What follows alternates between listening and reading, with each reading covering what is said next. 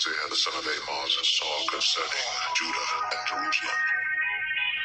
And it shall come to pass in the last days that the mountain of the Lord's house shall be established in the top of the mountains, and shall be exalted above the hills, and all nations shall flow unto it. And many people shall go and say, Come ye, and let us go up to the mountain of the Lord, to the house of the God of Jacob. And he will teach us of his ways, and we will walk in his paths. For out of Zion shall go forth the law, and the word of the Lord from Jerusalem. And he shall judge among the nations, and shall rebuke many people, and they shall beat their swords into plowshares, and their spears into pruning hooks. Nation shall not lift up sword against nation, neither shall they learn war any more. O house of Jacob, come ye, and let us walk in the light of the Lord. The magnificence that the Lord is going to bring us back to, and this is something that we have to envision, because we're going to be brought back to greatness, because our power is going to be set back up, and people are going to laud and praise him.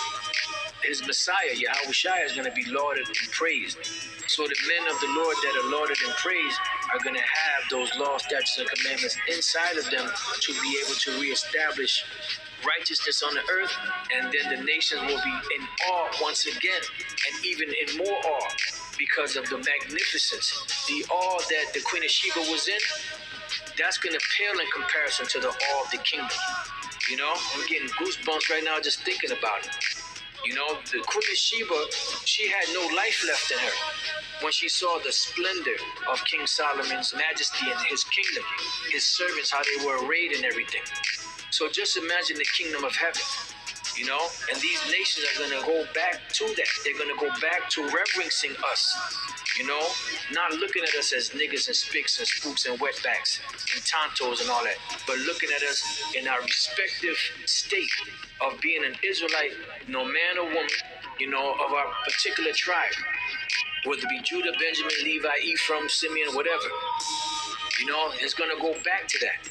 It's going to go back to the majestic lauding of Yahweh Bashem Yahushua and the people of the Most High, which are the Israelites, the so-called Negroes, Latinos, and Native American Indians that have been downtrodden, that have been called outcasts, that have been called the forsaken, are going to get back that power, are going to get back that vigor, are going to get back that status of greatness that we had at one time. It says, and it shall come to pass in the last days that the mountain of the Lord's house shall be established in the top of the mountains. And we're witnessing the beginning of that, of us being established. But this is speaking about in the kingdom. It says, and shall be exalted above the hills, and all nations shall flow unto it. So we're going to be exalted above all of the hills, meaning all of these other nations and their governments. Because out of every nation and government on the planet that ever ruled an empire, and the great civilizations that ever ruled, that's going to be nothing compared to the kingdom of heaven, compared to the laws, statutes, and commandments in the kingdom of heaven, compared to the majesty of the kingdom. Because it's not just only going to be on the planet Earth, it's going to be in the different planets all over the universe. It says, and all nations shall flow unto it. And why are all these nations going to flow into it? Because they are waiting for the manifestation of the sons of the Most High to be established once again on the planet. Because they know that once that happens, things are going to be set back up into the right order. It says, and many people shall go and say, come ye, and let us go up to the mountain of the Lord, to the house of the power of Jacob, and he will teach us his ways. Because 144,000, the governing body, will be bringing out the word and the laws, statutes, and commandments. Setting up everything into order. This is for that, this is for this, this is for that, and according to this law, and boom, boom, so on and so forth. So they're going to come to learn, because we're not going to teach each other, because we're going to be perfected. Our stony hearts are going to be taken out. Fleshly heart is going to be put in. Law, statutes, and commandments are going to be put in after these vile bodies are changed.